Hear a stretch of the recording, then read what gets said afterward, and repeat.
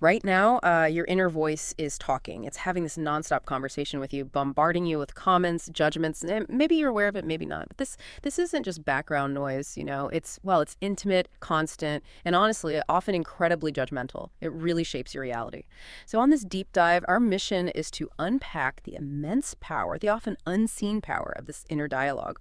We're going to show you how to, well, spot its patterns, challenge negativity, and ultimately transform it, turn it from that harsh critic into a powerful advocate for your well-being and for your goals. To really get a feel for the impact here, think about Al Zdenek's story. He's an entrepreneur, a best-selling author. He struggled with stuttering from his early teens. And his inner voice, it wasn't encouraging. It was constantly warning him, you know, you are going to mess up, stutter like you always do. Can you just imagine the fear, that paralyzing fear and the deep shame it caused? It made school, early professional life, just incredibly painful. Al's experience really shows how a negative inner critic can just, well, devastate your confidence. Yeah. Your self-esteem. Yeah, absolutely. And while Al's story is specific, the core of it is truly universal. Everyone, and I really mean everyone, has this inner conversation going on. And for so many people, it often leans heavily negative, asking things like, am I good enough? Or stating flat out, I can't do this. These harsh inner criticisms, they're just so pervasive. They can stifle potential, overshadow real achievements, and just severely limit what you believe is possible for yourself. It's almost like trying to run a race with invisible weights tied around your ankles. You feel held back. That really brings us right to the heart of this deep dive then. If these internal conversations are so fundamental, then reshaping them isn't just about feeling a bit better, right? It's about fundamentally changing the path of our lives. It's about challenging those ingrained patterns and choosing a new internal story, one that actually determines the life you want to lead. Exactly. So let's start by getting clear on what we're actually talking about here. Negative self-talk. It basically refers to those verbalizations, those statements we make to ourselves that are critical or pessimistic or self-defeating. Sometimes it's a subconscious whisper, barely noticed. Other times it's very intentional, a loud declaration in your head. And what's interesting is how often these patterns seem to get louder during difficult times. And, well, quite frequently, they're internalized from way back. Early experiences, maybe criticisms we heard as kids or teenagers from, well-meaning but maybe harsh voices around us. And the consequences, they ripple out, don't they? Far beyond just feeling a bit down. Mentally, negative self-talk is a huge contributor to anxiety, to depression, those pervasive feelings of worthlessness, increased stress, pulling back socially, just a lower quality of life overall. But it's not just in your head, is it? It actually hits your physical health, too. Sources link it to chronic stress, sleep problems, even a weaker immune system, and in some cases, cardiovascular disease. It really is a full-body thing, affects your whole system. It absolutely is. Now, it's really important to note there's a spectrum here. It's totally normal to doubt yourself sometimes. Everyone does. We all have moments of self-criticism. That's just human. But when these negative thoughts become intrusive, relentless, persistent, or if they're associated with profound feelings of worthlessness, intense sadness, or, and this is critical, thoughts about self-harm, that's when professional help isn't just important, it's truly essential. Seeking support early can really stop these patterns from escalating and causing much deeper harm. Right. And often these persistent negative thoughts, they aren't just random noise, are they? They fall into these fascinating, almost predictable patterns. Psychologists call them cognitive distortions, these irrational ways of thinking that really shape our perception, our feelings, even what we do. You mentioned earlier these aren't random. Can you walk us through some of them? Why are they so powerful? It feels like fighting an invisible enemy until you can name it. Exactly. Naming them is the first step. Takes away some of their power. So one common one is catastrophizing. That's where you anticipate and focus only on the worst possible outcomes. Like you spill coffee and instantly your brain goes, my whole day is ruined. I'm going to fail at everything now. It's like our mind's sort of misguided attempt to prepare for the worst, but it just ends up crippling us instead. Yeah, I think we've all been there. So catastrophizing, always expecting the worst. It sounds like the brain trying to protect us, but it just backfires and paralyzes us. Is that why it's so hard to break free? It is, partly. Then there's overgeneralization. That's making these broad, sweeping conclusions based on just one single event. I felt awkward during that one interview, therefore I'm always awkward and I'll never get a job. One data point becomes this universal truth about you. Oh, wow. Yeah. Then you've got personalization. That's where you believe you're responsible for stuff completely outside your control, like blaming yourself if someone else is in a bad mood. Or mind reading, assuming you know what others are thinking, usually negative things about you, without any actual evidence. That causes so much unnecessary anxiety. And my personal favorite, which I know I've done, emotional reasoning. I feel like a bad friend, therefore I must be a bad friend. Believing your emotions are just hard facts, even when logic points somewhere else entirely. Absolutely. That's a big one. And finally, all or nothing thinking. Black and white thinking, or what we often call should statements. Thinking in these rigid absolutes like, I never do a good enough job, or I should always be perfect. Yeah. The key thing to grasp here isn't just what they are, but realizing these aren't truths. They're mental shortcuts gone wrong. And the good news is, you can learn to dismantle them. And that's such a perfect contrast to what we call the growth mindset, isn't it? Think about the phrases that signal positive self-talk.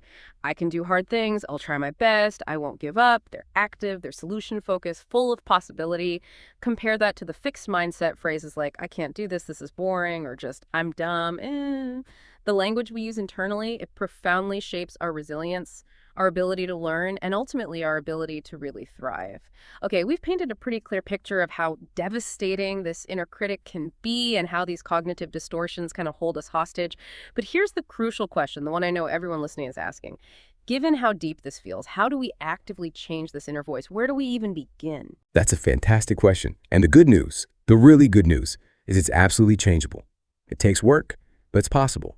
The foundational strategies really start with what Al Zdenek discovered on his own journey, which is so insightful. First, awareness. You just have to recognize that this constantly talking, often judging, internal dialogue exists. Start noticing it. Notice its tone, the specific things it says, its impact on you, especially when things get difficult or stressful. It's really about becoming a detective of your own thoughts, just monitoring your self-talk, initially without judging the judgment. Second, once you're aware, you need to challenge the negative thoughts. Start questioning if these thoughts are actually reality, or if they're just echoes of past stuff, unfounded fears maybe. Al Zdenek's example is so powerful here, right? His stutter was real, yes, but the negative reactions he anticipated, the judgments he perceived, those are often mental constructs, not necessarily what was really happening. We tend to just believe our thoughts without question. It's vital to challenge their validity. Ask yourself, is this really a fact, or is it just a story I'm telling myself? Okay, so awareness first, then challenging the thought itself. What's next? And third, change the conversation. Reframe it. This means actively imagining positive outcomes, practicing successful scenarios in your mind. Al visualized giving powerful talks without stuttering. And when he had even a small success, just a little win, it built confidence. It allowed him to start living in that new reality he was creating internally. Now, this isn't about lying to yourself. It's about optimizing your internal dialogue towards honest positivity, or even just neutrality sometimes, finding a more constructive perspective. So reframing, it's essentially shifting your thinking, right? Yeah. From negative to something more positive, or at least more neutral. It's like finding a different lens to look at the situation through. Like instead of, I didn't get that job because I'm not good enough, you reframe it to maybe, okay, the person they chose was just a better fit for what they needed right now. It's subtle, but yeah, that feels like a profoundly powerful shift. Yeah. Exactly. And to help with that reframing, you can actively ask yourself questions like, what positive things could potentially come from this, even if it feels hard right now? Or what can I actually learn from this experience to help me grow? Or even, how does this look in the long term, maybe 5 years from now, not just in this immediate moment? Yeah. These kinds of questions open up new pathways in your mind. They let you see beyond that initial negative reaction and maybe find lessons or opportunities you missed. Okay, we've talked about confronting thoughts, reframing them. But what about the tone of that inner voice? Cultivating self-compassion feels like such a profound shift for so many people. How do we even begin to soften that harsh inner critic, the one that feels like it's been with us forever? It is a profound shift, but it's incredibly powerful. And this is where mindfulness and self-compassion become really essential supportive practices. Mindfulness is about being present, observing your thoughts, but without judging them. It creates this crucial little pause that can stop those negative thoughts from spiraling out of control. It lets you see thoughts as just thoughts, not undeniable facts. That gives you space to respond consciously rather than just react automatically. Okay, so mindfulness creates the space. Then what about self-compassion? Self-compassion then invites you to respond to yourself with the same kindness, the same understanding, the patience you'd naturally offer a dear friend who is struggling. So when that critical voice flares up, instead of fighting it or just believing it, you try to meet it with warmth, with empathy. And there are practical mindfulness exercises you can try. One is called noting and naming self-critical thoughts. When a critical thought pops up, you just Pause, maybe take a deep breath and label it. Silently say to yourself, this is a self-critical thought, or, okay, I'm noticing judgment. Just the act of labeling it creates immediate distance. It's like stepping back from a painting to see the whole thing more clearly. I like that, creating distance. Another one is compassionate reframing. Notice that judgmental thought. Then ask yourself, how would I comfort a friend going through this exact same thing? Then actively reframe the thought using supportive language for yourself. Like instead of, I'm not good enough, maybe try, I'm doing my best right now, and that's enough for today. And finally, there's loving kindness meditation. This involves silently repeating phrases of kindness towards yourself. Things like, may I be kind to myself, or may I accept myself just as I am. It's a practice that really cultivates a deep sense of warmth and goodwill towards your own being. So we've explored confronting, reframing, cultivating kindness. Where does gratitude fit into all this? It feels like a slightly different angle. Yeah, it is, but it's beautifully interconnected. Because gratitude isn't just about thinking positive thoughts. It's about actively shifting your attention away from those more toxic emotions, like resentment or envy. Research actually shows that practicing gratitude can, unshackle us from those difficult emotions. It makes it harder to just sit and ruminate on negative experiences.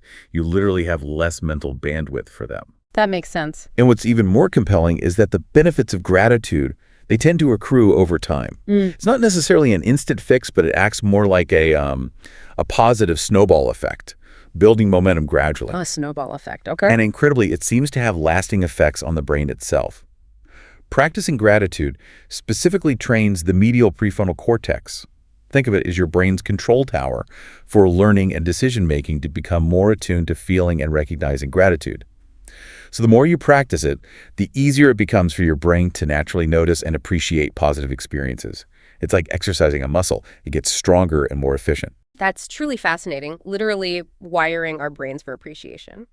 Okay, so connecting this all back to actionable steps for you, our listener, how can you weave these powerful ideas into your daily life? Well, one important step, like Zdenek discovered, is to seek feedback. He found that actually talking about his fears, his stuttering fears, with trusted coaches and mentors gave him transformative insights he just couldn't find on his own. Sometimes an outside perspective is exactly what you need to challenge that inner story. And speaking of practical tools, Zdenek had another really interesting technique for big moments. He called it mind clearing. Before a speech or an important meeting, he'd list all the things that could possibly go wrong, get them all out. Then, this is the crucial part, he would visualize how he was going to make that meeting, that speech, powerful and valuable for the people listening. What's the thinking behind starting with the negative before going positive? It sounds a bit counterintuitive. It's actually quite brilliant because it neutralizes the what-ifs. Our brains are wired to spot threats, right? So by consciously listing them, you bring them out into the open. You externalize them. It takes away their subconscious power and creates mental space. It's not about dwelling on them. It's about acknowledging them and then consciously choosing to redirect your mental energy towards a constructive outcome. The insight is, you can't really build effectively until you've cleared away the debris, so to speak. It's like draining the swamp before you build your house. Okay, that makes perfect sense. Acknowledge, then redirect. Exactly. And building on that, journaling offers a safe, totally judgment-free zone to just express those negative thoughts. It helps you process emotions, often reduces their intensity, can lower stress, and allows for more objective thinking and planning. You could use prompts like, what triggers my negative thoughts? Or what evidence actually contradicts this negative thought? Go deeper. Gain clarity. Good prompts. And here's another fascinating little hack. First versus third person self-talk.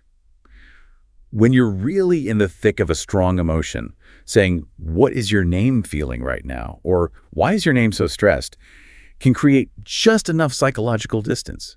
It helps you observe your emotions rather than being totally engulfed by them. Makes rational thought a bit easier. It's like becoming your own compassionate observer. But conversely, if you've been avoiding your feelings, switching back to I feel can help you reconnect. So it's about choosing the right tool for the right emotional job. That's a great practical distinction, very useful. Another tip from the sources, increase self-talk for novel tasks. Apparently, research shows it has stronger, more immediate effects when you're learning new skills, helps with precision performance. So when you're trying something new, actually talk yourself through it, step by step. Absolutely. And always try to keep it positive or neutral. Focus on honest positivity. Praise your effort, not just the outcome. or default to motivating statements. Again, it's not about fabricating success or lying to yourself. It's about optimizing your inner dialogue so it acts like a supportive coach, not that harsh critic. You don't need to tear yourself down constantly. And here's a really powerful one to think about. Whose voice is it? Anyway, really challenge those internalized critical voices you might have picked up from childhood parents, caregivers, coaches, teachers. If they aren't serving you now, if they're not truly your helpful voice, then you have the power to challenge them, to question them, and make your inner dialogue genuinely your own.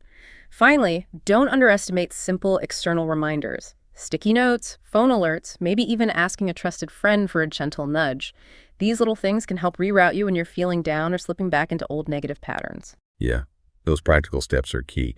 And building on all these strategies, it's just crucial to emphasize again the importance of professional support sometimes. If that negative self-talk becomes persistent, really overwhelming, or if it's linked to concerning shifts in your mood or behavior, especially, as we said, feelings of worthlessness or thoughts of self-harm, please, seeking help from a mental health professional is not just an option, it's essential. Things like cognitive behavioral therapy, CBT, are highly effective. They help you systematically identify and reframe those negative thinking patterns. They empower you to build confidence and develop healthier ways of dealing with problems. Right. Professional help is there for a reason. And alongside that, remember that lifestyle changes are powerful allies for your mental health too. Regular exercise, a balanced diet, stress management techniques, yoga, deep breathing, whatever works for you, and maintaining strong social connections. All of these provide a vital foundation. They complement any other treatments or strategies you might be using. It's about creating this holistic environment that really nurtures and supports your inner advocate. So, wrapping this up, what does this all mean for you?